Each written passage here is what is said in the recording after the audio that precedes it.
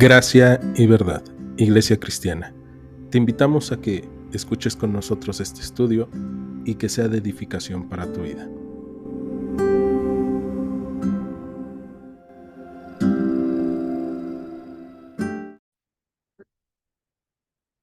Bien, pues acompáñenme, vamos al primer libro de Samuel, capítulo 5, versículo 1, y el arca de la alianza, el arca de la gloria de Dios, ha sido entregada por los israelitas a mano de los filisteos.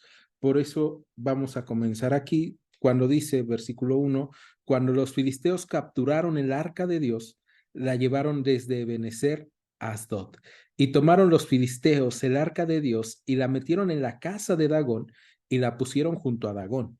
Y cuando al siguiente día los de Asdod se levantaron de mañana, he aquí Dagón postado en tierra delante del arca del Señor, y tomaron a Dagón y lo volvieron a su lugar. Vamos a detenernos en estos primeros versículos, y lo primero que quiero que veamos es que la narración nos dice que los filisteos capturaron el arca de Dios. La realidad es que algo que nosotros encontramos dentro de todo el libro de Samuel es que Dios está por sobre las acciones humanas, ¿no? En este caso, los filisteos piensan que han capturado el arca de Dios, ¿no? Que han capturado al Dios de Israel, por así decirlo, ese Dios del cual estaban temerosos antes de pelear contra el pueblo de Israel y de vencerlo. Ellos dicen, ya vencimos a ese Dios, y entonces toman el arca y la llevan desde Ebenezer hasta Asdod. Son unos 30 kilómetros aproximadamente lo que la están llevando, y ellos la van a llevar de una forma diferente a lo que el pueblo de Israel había recibido en el libro de Números, capítulo 4, versículo 15, en donde decía que ellos no podían tocar el arca, ¿no? Porque inmediatamente cualquiera que la tocare moriría, pero Dios permite, y esta parte es bien interesante, porque Dios permite que los filisteos la toquen, se la lleven, y eh, Dios quiere a través de esto enseñarle algo tanto al pueblo de Israel como a los filisteos, ¿no? A este pueblo que estaba contendiendo con el pueblo de Israel. Entonces, Dios permite que lo lleven, y de hecho llevan el arca de la alianza al templo en donde se encontraba su dios principal, el dios Dagón. El dios Dagón era un dios, por lo que se cree, o por lo que se sabe, mejor dicho, que podía representarse el dios de fertilidad, un dios de la fertilidad, también un dios que controlaba los amaneceres. eh, Era mitad hombre, mitad pez, ¿no? Entonces, tú puedes imaginarte a una sirena o a un tritón, mejor dicho, ¿no? Un tritón, así más o menos era el dios Dagón, mitad pez, mitad hombre, y entonces llevan al arca al templo de Dagón como una ofrenda, una señal de Dagón, tú nos diste la victoria sobre los israelitas, y por eso traemos en ofrenda al Dios vencido, queremos exponerlo. Pero en el verso 3 nosotros vemos que al siguiente día los de Asdod se levantaron de mañana, y he aquí Dagón postrado en tierra delante del arca del Señor, y tomaron a Dagón y lo volvieron a su lugar. Esta parte es hermosa para mí, porque entonces vemos Dios, al parecer, para los filisteos ha sido derrotado, pero cuando se pone a Dios entre otros dioses o entre los ídolos de la gente, los ídolos van a ser vencidos, no van a ser derrotados o van a caer delante de él, delante de sus pies. Y eso es lo que pasa con Dagón. Algo interesante con los filisteos es que son hombres religiosos, son hombres que tienen una religión y que buscan servirle a sus dioses, algo que el pueblo de Israel al parecer había dejado de lado y por eso estaban yéndose con otros dioses, como lo vimos en el libro de los jueces, adorando otras cosas. Y en este caso, vemos que los filisteos, los de Asdod, estaban levantándose de mañana yendo al templo a adorar. Muchas veces nosotros nos encontramos a personas que tienen otras religiones, que tienen otras creencias y que realmente cumplen con sus creencias de una manera especial. Este es el caso de los de Asdod. Los de Asdod están cumpliendo con sus creencias de una manera especial, pero cuando van a su templo, lo que se encuentran es a su deidad, a su Dios tirado delante de el que ellos habían llevado o el arca que ellos habían llevado como una señal del Dios que han vencido. Y ahora nosotros vamos a ver qué es lo que ellos hacen. Bueno, pues dice que tomaron a Dagón y lo volvieron a su lugar. Y esta parte nos habla mucho, porque hoy vamos a ver qué es lo que hace Dios y qué es lo que hacen los ídolos o qué es lo que hacen otros dioses. Dagón es tirado a tierra y no es levantado. No, no se puede levantar, o sea, no es así como que, mira, me caí, me levanto, yo tengo fuerza para levantarme, sino que sus seguidores, aquellos que son sus fieles, aquellos que confían en él, lo tienen que levantar, ¿no? Y entonces yo me imagino que vieron los sacerdotes, llegaron al templo y como en una iglesia, ¿no? Llegas y ves que hay algo mal puesto y entonces lo tienes que levantar, levantas, no sé, se cayó, vamos a suponer una bocina, la levantas, la pones. En este caso, ellos llegaron, vieron a su ídolo y dijeron, híjole, a ver si no se despostilló, ¿no? Lo ven, lo analizan, dicen, no, no se rompió, no se despostilló, lo levantan y hay que asegurarlo, ¿no? Para que no vuelva a pasar. Fue una casualidad. Verso 4 dice que al siguiente día, volviéndose a levantar, he aquí que Dagón había caído postrado en tierra delante del arca del Señor, y la cabeza de Dagón y las dos palmas de sus manos estaban cortadas sobre el umbral, habiéndole quedado a Dagón el tronco solamente. ¿No? Entonces vemos que Dios está haciendo señales para que los filisteos puedan entender qué es lo que está pasando y en este caso al siguiente día, después de que los filisteos aseguraron a su ídolo y le rindieron culto, lo que va a pasar es que ahora Dagón, su ídolo, va a estar otra vez con el rostro a tierra y esta parte me sorprende y me encanta porque entonces vemos, dice, Dagón había caído postrado en tierra y la descripción hebrea de ese caer postrado en tierra es como si estuviera adorando, ¿no? Entonces, el pueblo de Israel no adora a Dios, pero Dios se provee de él mismo su gloria. Y es que eso es algo que nosotros podemos recordar, que Dios dice, no, no compartiré con otros mi gloria, no, no daré a otros mi gloria. Y eso es lo que Dios está haciendo, demostrando que no hay más Dios, que solo Él es Dios. Y esta forma en cómo lo demuestra es, está rostro en tierra Dagón, pero no está roto. Si ustedes se dan cuenta, lo que dice es que está, sus palmas de sus manos estaban cortadas y de igual forma su cabeza, ¿no? Las cortó Dios. Y entonces lo único que queda bien del cuerpo de Dagón, de esta imagen, pues es el tronco, solamente esta mitad del cuerpo, que sería la mitad de pez, y ellos lo que van a hacer entonces en este momento es ver cómo es que ha caído y que esa parte de su cuerpo cayó delante del umbral, ¿no? Entonces a la entrada del templo está ahí. Y tal vez tú podrías pensar, bueno, yo ya estoy viendo cómo el Dios de Israel está haciendo un prodigio, una obra sobrenatural sobre mi Dios, sobre quien yo creo. Podría adorar a ese Dios, porque ese Dios se provee a sí mismo su gloria. Pero lo que van a hacer ellos es que al ver que han quedado solamente el tronco de Dagón y sobre este umbral de la puerta, vamos al verso 5, dice que por esta causa los sacerdotes de Dagón y todos los que hoy entran al templo de Dagón no pisan el umbral de Dagón en Asdod hasta hoy.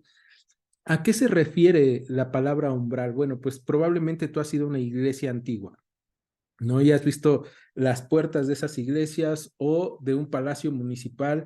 Si antes fuiste a Palacio de Gobierno en la Ciudad de México, pues tú ves las puertas que están grandes y en esas puertas está en el marco, ¿no? Y en el marco la parte que sostiene a las puertas, ese es el umbral. Entonces, ahí cayó y lo que hacían ahora entonces era dar un saltito, ¿no? Porque era un lugar para ellos santo, o sea, el cuerpo de Dagón de la estatua había santificado ese lugar y entonces ellos lo están viendo como una obra milagrosa de parte de su ídolo y no están viendo Dios, el Dios de Israel ha vencido a Dagón, sino que ellos dicen, no, no, es una obra milagrosa de Dagón.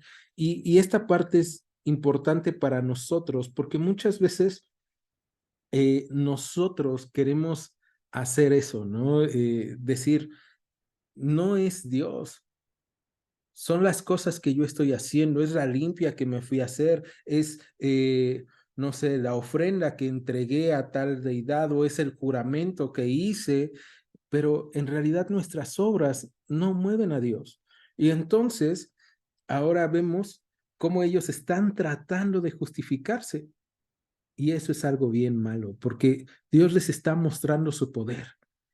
Y muchas veces nosotros hemos visto cómo se derrumban nuestros ídolos. Hemos visto cómo Dios rompe nuestros ídolos. ¿Y a qué me refiero con nuestros ídolos? Bien, pues ahí tenemos dinero, tenemos fama, tenemos trabajo, tenemos familia, tenemos la salud, tenemos un montón de cosas que de repente cuidamos muchísimo más que a Dios. Y esto te lo quiero dejar bien en claro, ¿no? No es que no debas de cuidar a tu familia, debes de cuidar a tu familia como Dios te guíe dentro de su palabra, a cuidarla, a amarla, a protegerla, a respetarla. Pero no puedes poner a tu familia por sobre Dios, no puedes poner a tu trabajo por sobre Dios, no puedes poner a tus amigos por sobre Dios o al dinero por sobre Dios. Porque cuando vienen los momentos difíciles, cuando vienen los problemas en donde no te va a salvar el dinero, donde no te va a salvar la fama, donde no te van a salvar los amigos, vas a tener que recurrir a Dios. Y en este caso, ellos tenían ahí, ¿no? A su ídolo, a Dagón, y Dagón no los puede salvar de lo que va a venir porque ni él mismo se puede salvar. Y esta parte es importante entonces para nosotros por eso, porque no podemos poner nuestras esperanzas en algo que nosotros mismos estamos sosteniendo, ¿no? Y esta pregunta es importante. ¿Quién me sostiene o a quién sostengo yo? ¿No? Si yo estoy sosteniendo a Dios, entonces eso no es Dios. Pero si Dios me está sosteniendo a mí, si Dios sostiene las cosas que yo no puedo sostener en mi vida, si Dios puede transformar las realidades que yo no he podido transformar, entonces es Dios.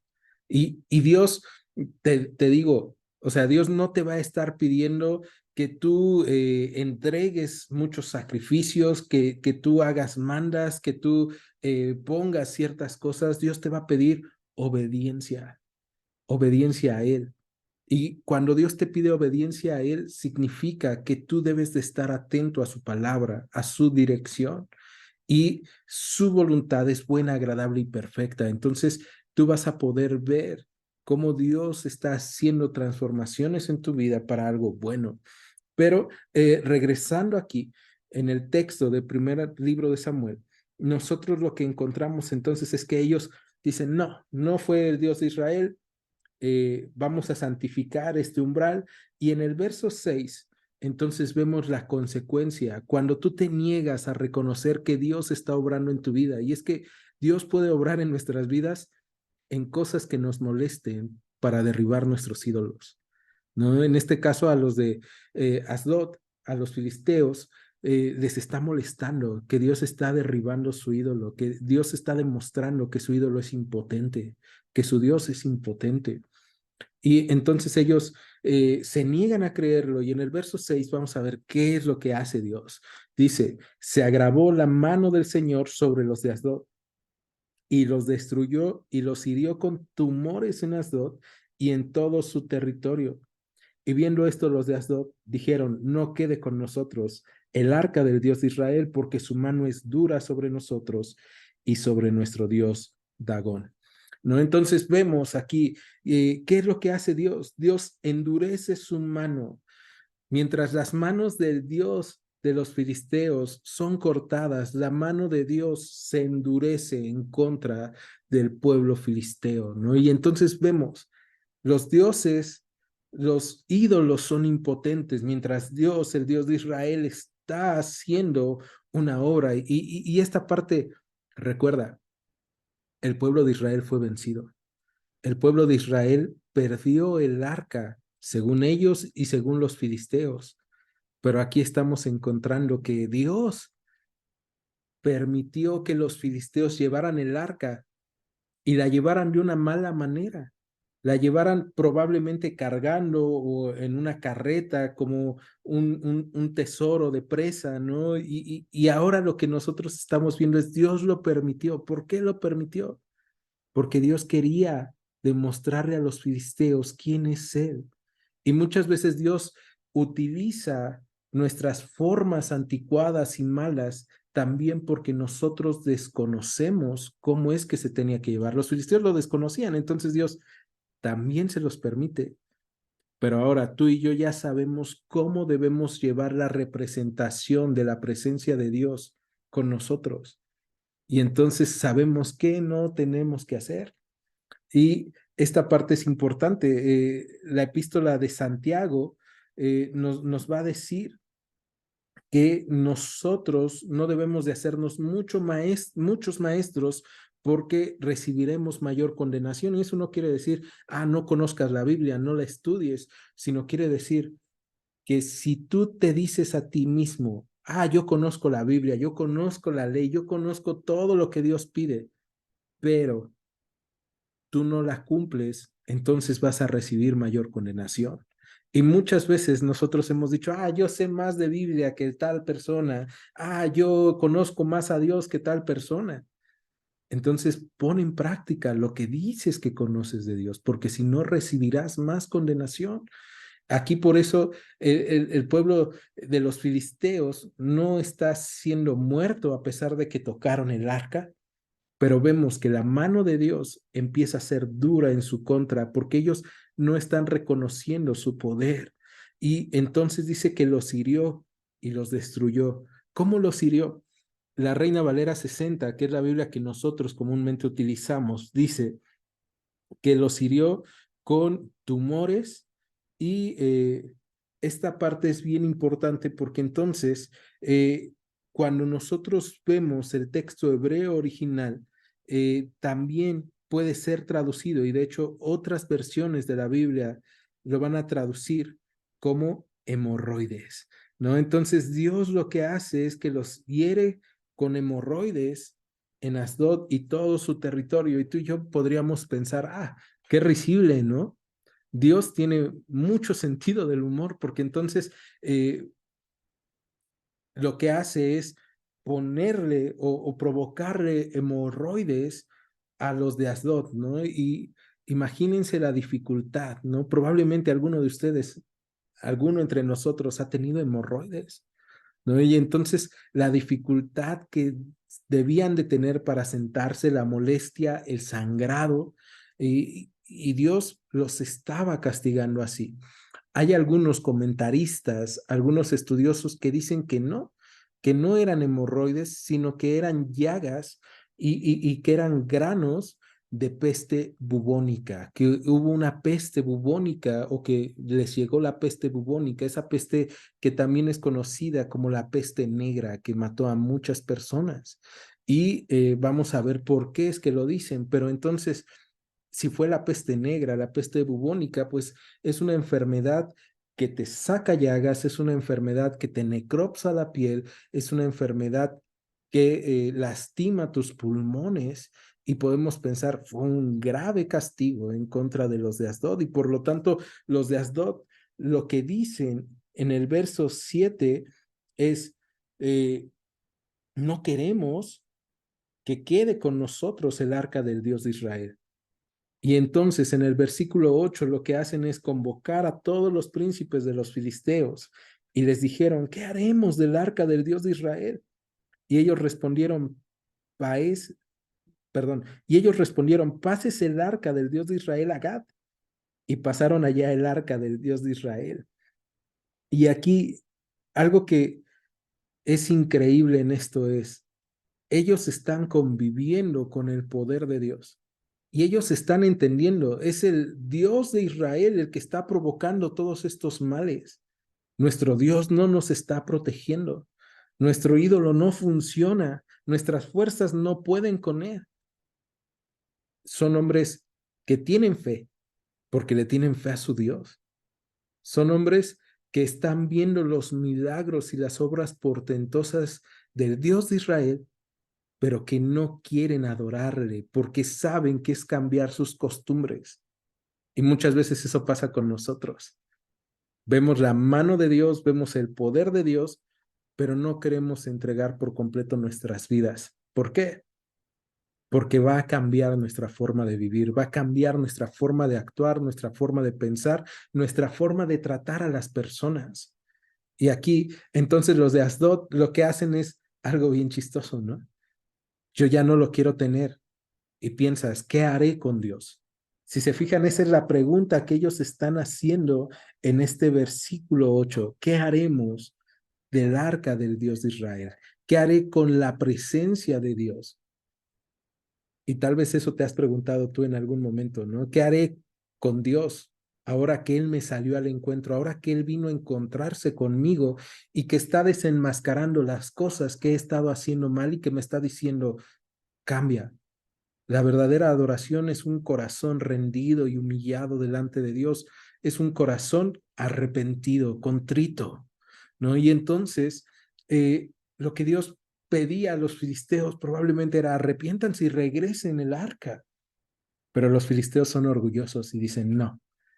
Entonces, yo no lo quiero tener, pero se lo voy a pasar a mis vecinos, a los hijos de mis tíos o de mis antepasados, ¿no? Y se juntan y dicen, nosotros no lo queremos y entonces van a pasar el arca a Gad, ¿no? En el verso 9 dice que aconteció que cuando la habían pasado, la mano del Señor estuvo contra la ciudad con gran quebrantamiento y afligió a los hombres de aquella ciudad, desde el chico hasta el grande, y se llenaron de tumores, ¿no? Entonces, ahora los de Gad están sufriendo los estragos de la presencia de Dios sobre ellos y de estar mal delante de Dios, ¿no? Y entonces, en el verso 10 dice que los de Gad también pasaron la bolita.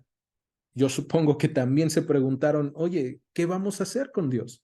Y en el verso 10 dice que entonces enviaron el arca de Dios a Ecrón. Y cuando el arca de Dios vino a Ecrón, los ecronitas dieron voces, gritaron diciendo, han pasado a nosotros el arca del Dios de Israel para matarnos, a nosotros y a nuestro pueblo. O sea, todos los filisteos estaban entendiendo mis creencias, mi forma de hacer las cosas no me salva de la ira de Dios. Tal vez si voy a Dios y me postro ante Él y le adoro y me arrepiento de las cosas que he hecho mal, Él pueda salvarme, Él pueda tener paz conmigo, pero ellos no lo hacen. No están tratando con la representación de la presencia de Dios y ellos no quieren ser transformados. Y entonces gritan, se quejan y vamos a ver en el verso 11 que entonces se enviaron y reunieron a todos los príncipes de los filisteos diciendo, envíen el arca de Dios a Israel. O sea, ellos son los más cuerdos. Dicen, miren, no la queremos tener, regresen de Israel. y vuélvase a su lugar y no nos mate a nosotros ni a nuestro pueblo, porque había gran consternación de muerte en toda la ciudad y la mano de Dios se había agravado allí y los que no morían eran heridos de tumores y el clamor de la ciudad subía al cielo. ¿No? Entonces vemos que todos los filisteos no quieren regresar el arca. ¿Por qué no la quieren regresar? Dijimos, porque regresar el arca sería reconocer, Dagón no nos había entregado al pueblo de Israel. Fue Dios, el mismo Dios de Israel, el que entregó en esa batalla a su pueblo y hoy nos está demostrando su poder dentro de la ciudad. Si ustedes están fijando, Dagón no fue levantado por sí mismo, no se levantó, no se reconstruyó, se rompió, se hizo pedazos, pero Dios está provocando a través de sus hechos portentosos ser devuelto a Israel. Dios está provocando que la representación de su presencia regrese a Israel, pero mientras está entre los filisteos está haciendo portentos, está haciendo grandes obras que nosotros podemos decir, híjole, pero están enfermando, sí, porque nadie puede mantenerse en pecado delante de Dios.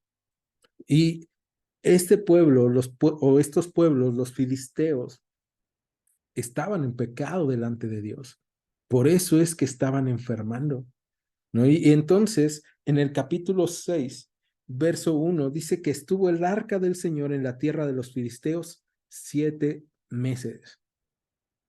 Y esta parte es increíble porque la presencia de Dios o la representación de la presencia de Dios estuvo 7 meses entre los filisteos.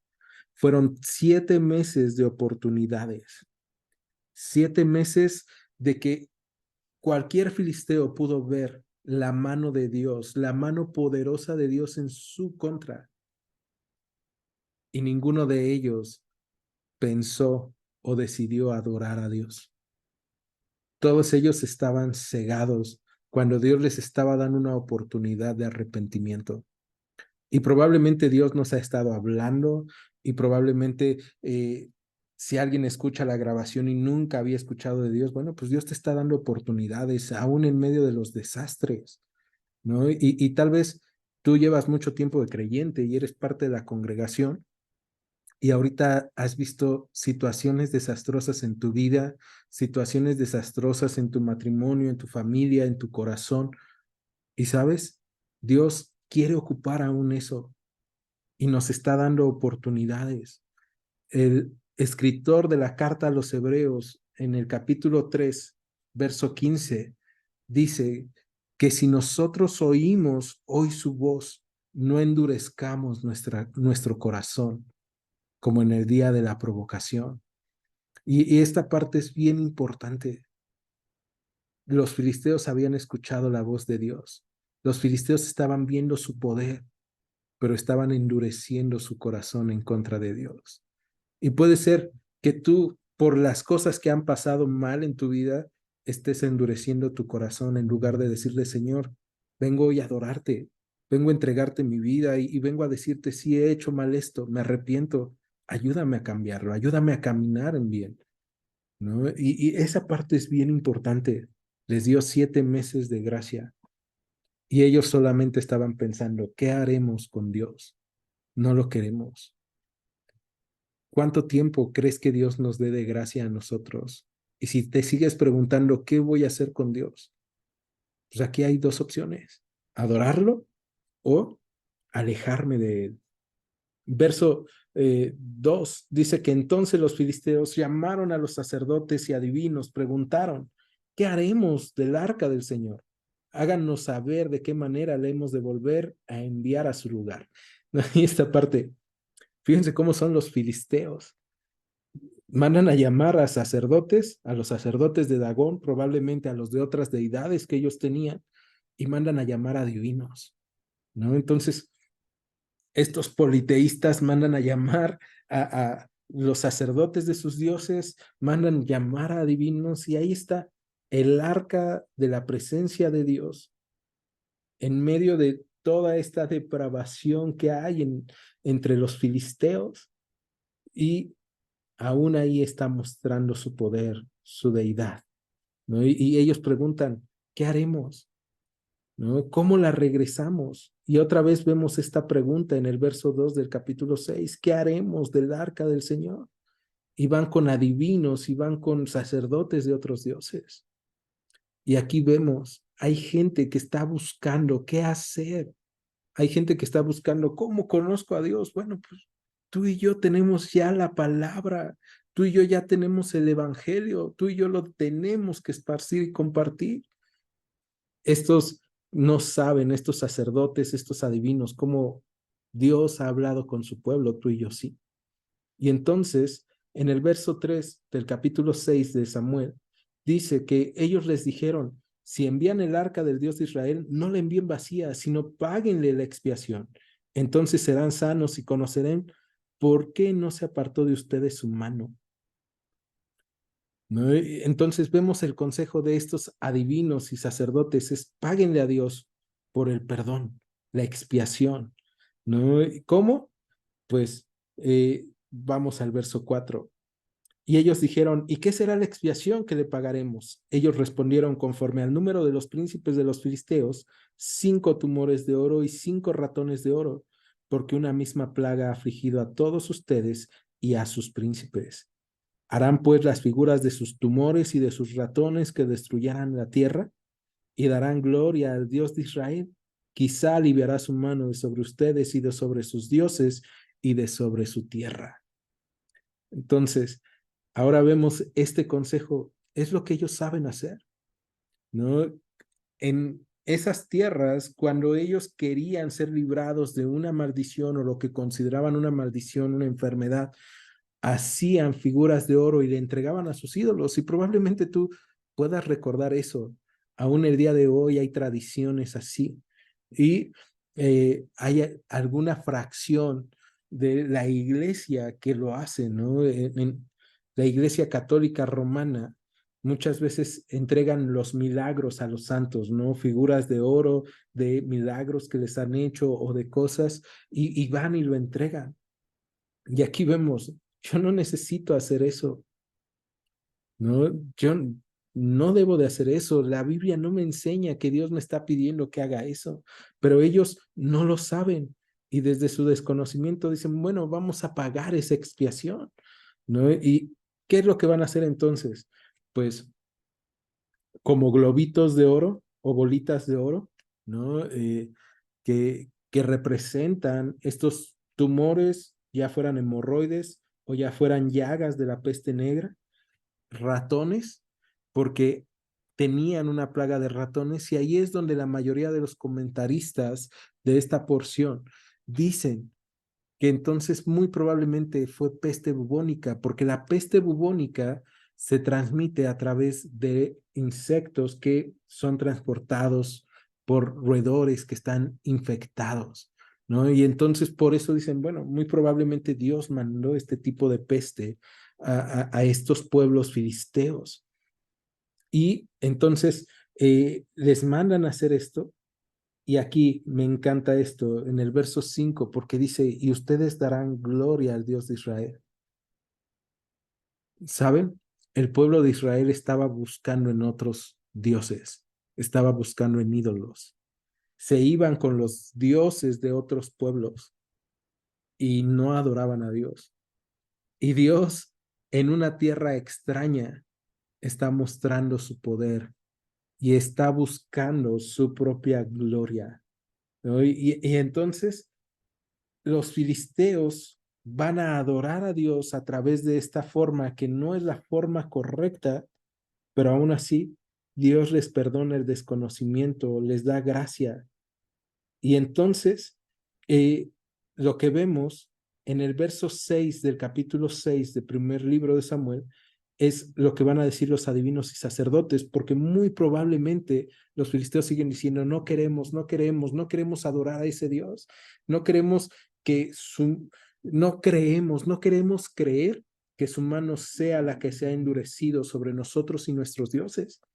De hecho, eso es lo que les dijeron los adivinos, ¿no? Quizá, si Dios quiere, les va a aliviar su mano sobre ustedes y sus dioses y su tierra. Y entonces en el verso 6, los sacerdotes y los adivinos les recuerdan esto. ¿Por qué endurecen su corazón como los egipcios y Faraón endurecieron su corazón después que los había tratado así? ¿No los dejaron ir y se fueron? Sea, ¿se acuerdan de esa historia, hermanos filisteos? ¿Se acuerdan del éxodo? ¿Se acuerdan de por qué estaban temblando antes de entrar en batalla contra los de Israel? No era porque fueran muy fuertes o poderosos, era por el Dios que ellos tienen. Y la representación de su presencia está provocando eso entre nosotros. Entonces, verso 7, les dicen, hagan pues ahora un carro nuevo y tomen luego 2 vacas que críen, las cuales no hayan sido puesto yugo, y uncid las vacas al carro y hacerlas volver, perdón, y haced volver los becerros de detrás de ellas a casa. Tomarán luego el arca y la pondrán sobre el carro, y las joyas de oro que le han de pagar en ofrenda por la culpa las pondrán en una caja al lado de ella y las dejarán que se vayan. Y observarán si sube por el camino de su tierra a Bet-Semes. Él nos ha hecho este mal tan grande, y si no, sabremos que no es humano la que nos ha herido, sino que esto ocurrió por accidente. Y aquí los mismos sacerdotes dicen, bueno, vamos a poner a prueba al Dios de Israel, ¿no? Y entonces lo que dicen es, hagan un carro nuevo y tomen luego 2 vacas que críen. Y esta parte es importante. ¿Por qué 2 vacas que críen? Que hayan tenido becerros recientemente. Bueno, pues porque estas vacas que tienen becerros comúnmente nunca se van a alejar de sus becerros.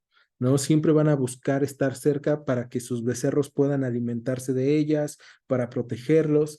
Y aparte, estas vacas nunca habían sido puestos yugos sobre ellas, entonces ellas estaban acostumbrarse a moverse hacia donde ellas querían, ¿no? Y en este caso les dicen los sacerdotes y los adivinos, miren, van a separar a sus becerros. La naturaleza de estos animales era, voy tras mi becerro, ¿no? Y en este caso es, vamos a ver si es realmente el Dios de Israel. Ellas no se van a ir buscando a sus becerros, a sus casas, sino que van a seguir un camino. Y entonces, dice, tomarán el arca, la pondrán sobre el carro, otra vez la mueven de una forma en la que no es correcta. Y más adelante nosotros conocemos cuando David va a mover el arca, qué es lo que va a pasar, ¿no? Y ya lo platicaremos más adelante, pero vemos para el pueblo de Israel que tenía el Levítico, que tenía en números las leyes en cómo tenían que transportar el arca a través de los levitas, a través de sacerdotes, no hay un perdón. ¿Por qué? Porque ellos ya saben, porque ellos ya conocen. Y entonces regresamos a esto. Si tú y yo ya conocemos lo que le es agradable a Dios y lo que no, no esperes que Dios te trate como trata a otros que no conocen, porque les está dando gracia, pero a ti ya te ha dado la adopción, a ti ya te ha dado ese privilegio y esa responsabilidad de buscar adorarlo de la forma correcta. Y entonces verso 10 dice que aquellos hombres lo hicieron así, tomando 2 vacas que criaban, las uncieron al carro y encerraron en casa a sus becerros. Luego pusieron el arca de Jehová sobre el carro y la caja con los latones de oro y las figuras de sus tumores. Y las vacas se encaminaron por el camino de Bet-Semes y seguían caminando recto, andando y bramando sin apartarse ni a derecha ni a izquierda. Y los príncipes de los filisteos fueron tras ellas hasta el límite de Bet-Semes. Bet-Semes es una de las ciudades que Dios puso como ciudad para los levitas. Entonces, fíjate cómo Dios fue poniendo todo, ¿no? Y tanto que cuando llegara el arca al pueblo de Israel, iba a haber levitas que eran los designados para transportarla. Pero en el verso 11 que acabamos de leer, vemos entonces ponen el arca en este carro que está siendo jalado por las vacas, y las vacas van caminando derecho, no se desvían, y dice que iban bramando, ¿no? No iban muy contentas, probablemente querían regresar con sus becerros, probablemente les molestaba traer el yugo, el peso de traer algo más encima, pero iban avanzando. Dios las iba guiando. Y esto nos puede recordar muy bien lo que dice el profeta Isaías en el capítulo 1, versículo 3, ¿no? Cuando él dice, el buey conoce a su dueño y el burro a su amo, pero Israel no entiende. Mi pueblo no tiene conocimiento, ¿no? Entonces, Dios hace que los animales eh, cumplan con lo que necesitan hacer. Y ellas, estas vacas, obedecen. El pueblo de Israel no. Y muchas veces nos parecemos nosotros a eso, ¿no? No escuchamos la voz de Dios o no obedecemos la voz de Dios, aun cuando vemos que hay otras cosas que parece tener menos entendimiento que nosotros y que sí están cumpliendo la voluntad de Dios. Verso 13. Entonces llega el arca a Bet-Semes, esta ciudad de levitas, y dice que los de Bet-Semes segaban el trigo en el valle y alzando los ojos vieron el arca y se regocijaron cuando la vieron. Y el carro vino al campo de Josué de Bet-Semes y paró allí donde había una gran piedra. Y ellos cortaron la madera del carro y ofrecieron las vacas en holocausto al Señor. Llega con los israelitas. Los israelitas nosotros podríamos decir, pues conocen la voluntad de Dios, conocen la guía de Dios, van a ofrecer de forma correcta. ¿Qué es lo que hacen los israelitas? Ofrecen las vacas en holocausto. Parece que no conocen la ley de Dios a pesar de ser una ciudad de levitas. ¿Por qué? Porque en Levítico capítulo 1, verso 3, se habla de que solo los machos serían sacrificados a Dios, ¿no? Y entonces vemos aquí que los levitas no saben o están confundidos o no fueron guiados y enseñados, pero lo que están buscando es adorar a Dios. Y otra vez vemos, Dios tiene gracia para con ellos, porque no fueron muertos, no fueron consumidos en ese momento. Y entonces en el verso 15 dice que los levitas bajaron el arca y la caja que estaba junto a ella, en la cual estaban las joyas de oro, y las pusieron sobre aquella gran piedra. Y los hombres de Bet-Semes sacrificaron holocaustos y dedicaron sacrificios al Señor en aquel día. ¿Y por qué en Bet-Semes? ¿Por qué en esa piedra? Muy probablemente porque Silo había sido destruido. Silo, el lugar en donde estaba el arca, en donde estaban Elí, sus hijos, en donde estaba Samuel, había sido destruido probablemente después de lo que había pasado con la guerra con los filisteos. Y entonces, pues por eso sacrifican ahí, ¿no? Pero algo que nosotros debemos tener bien en claro es que había reglamentos de parte de Dios para el pueblo de Israel con el arca. Uno de esos reglamentos era que el arca tenía que ser cubierta. No cualquiera podía verla y no cualquiera podía abrirla. Ahora, ¿por qué te estoy diciendo esto? Por lo que viene. Verso 16, bueno, antes de eso, verso 16, dice que cuando vieron esto los 5 príncipes de los filisteos, volvieron a Ecrón el mismo día. Y este es uno de los versículos más tristes de esta parte, porque los príncipes de los filisteos, los que tenían poder sobre los filisteos, los que dirigían, los que eran más sabios de los filisteos, fueron siguiendo de lejos y fueron viendo. Si es el Dios de Israel, entonces el arca va a regresar al pueblo de Israel. Y llegan y ven que sí es el Dios de Israel, que es ese Dios el que les había hecho mal para que ellos lo conocieran. ¿Y qué es lo que ellos hacen? Regresarse a sus ídolos, regresar a su vida pasada. Y tú y yo no podemos hacer eso. Si Dios se presenta en nuestras vidas y nos muestra su poder, no podemos regresar al pasado, no podemos regresar a lo que estamos haciendo, sino que tenemos que caer ante Él y ser transformados. Pero entonces dice en el verso 17 que estos fueron los tumores de oro que pagaron los filisteos en expiación al Señor. por Asdod, uno por Gaza, uno por Ascalón, uno por Gad, uno por Ecrón, uno. Y los ratones de oro fueron conforme al número de todas las ciudades de los filisteos pertenecientes a los 5 príncipes, así las ciudades fortificadas como las aldeas sin muro. La gran piedra sobre la cual pusieron el arca del Señor está en el campo de Josué de Bet-Semes hasta hoy. Verso 19. Entonces Dios hizo morir a los hombres de Bet-Semes, porque habían mirado dentro del arca del Señor. Hizo morir del pueblo a 50,070 hombres, y lloró el pueblo porque el Señor lo había herido con tan gran mortandad. Y aquí entra lo que les decía hace rato. Dios le había dado gracia a los filisteos. ¿Por qué? Porque no habían tenido una relación previa con él, porque Dios no les había dado su ley, porque Dios no había hecho un pacto con ellos. Pero al pueblo de Israel, que sí sabía las regulaciones, que sí sabía los mandamientos de Dios, que sí sabía que tenía que adorar a Dios y de qué forma hacerlo, Dios no les perdona el haber visto, el haber tocado el arca. Y entonces aquí viene gran mortandad, ¿no? Y esta parte es importante. Tú y yo no podemos jugar con Dios.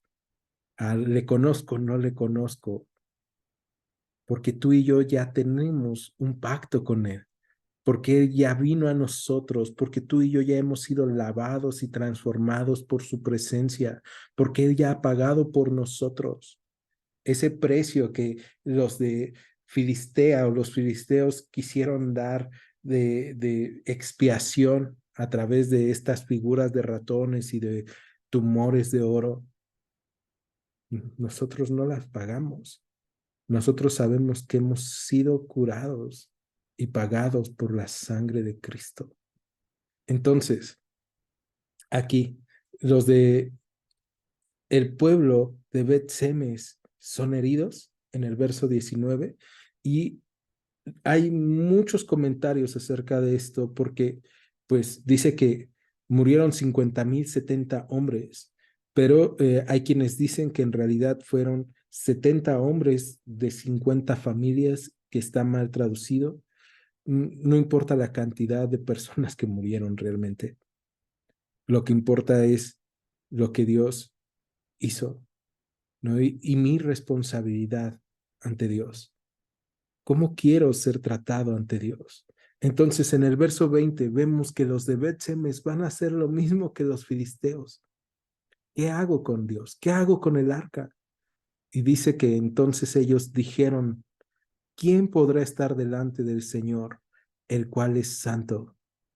¿A quién subirá desde nosotros? ¿No? Entonces, ellos están pensando, ¿quién? ¿Quién va a poder con este Dios? ¿Quién va a poder con el Dios de Israel, que es santo? Porque lo que pide es que tú y yo seamos santos, nos apartemos para Él, le glorifiquemos. Entonces, verso 21 dice que enviaron mensajeros a los habitantes de Kiriat Jearim, diciendo, los filisteos han devuelto el arca del Señor. Bajen pues y llévenla ustedes. Vinieron los de Kiriat Jearim y llevaron el arca del Señor y la pusieron en casa de Abinadab, situada en el collado, y santificaron a Eleazar su hijo, para que cuidara el arca del Señor. Desde aquel día, o desde el día que llegó el arca de Kiriat Jearim, pasaron muchos días, 20 años, y toda la casa de Israel lamentaba en pos del Señor. No sabían ellos mismos qué hacer con el arca. Y lo que era el arca, la representación del arca, la presencia de Dios para el pueblo de Israel, ahora es Cristo para nosotros. Y nosotros sabemos que tenemos que darle el lugar de honor. Y nosotros sabemos que tenemos que ponerlo por sobre todas las cosas, que tenemos que obedecerlo, que tenemos que adorarlo. Pero muchas veces estamos pensando, ¿y qué voy a hacer con Dios? ¿No? Porque estamos pensando en cómo vivíamos antes, en los ídolos que teníamos, en que usábamos nuestra concepción de Dios o nuestra visión de Dios para nuestro beneficio. Pero cuando nos topamos con el Dios de la Biblia nos dice, no es tu forma, es a mi forma. Y si tú y yo ya conocemos la forma de adorar y servir a Dios, entonces tú y yo debemos de hacerlo de la forma correcta, porque de esa forma Dios nos bendice. Vamos a ver más adelante cómo va a bendecir Dios a la casa en donde va a quedar el arca. Pero entonces, el día de hoy, tú quieres servir guardando la presencia de Dios en tu vida o quieres seguir pasando la bolita y pensando, no, Dios no tiene un propósito en esto malo que me está pasando, no. Dios no está mostrándome las cosas que estoy haciendo mal, sino que probablemente es suerte. ¿Y te quieres cegar como los filisteos? ¿O quieres ser como Samuel, que cada día crece y se fortalece delante de Dios? ¿Me acompañas ahora? En Iglesia Gracia y Verdad, te agradecemos que hayas escuchado este estudio. Te invitamos a que continúes escuchando nuestros próximos estudios. Dios te bendiga. Gracia y Verdad.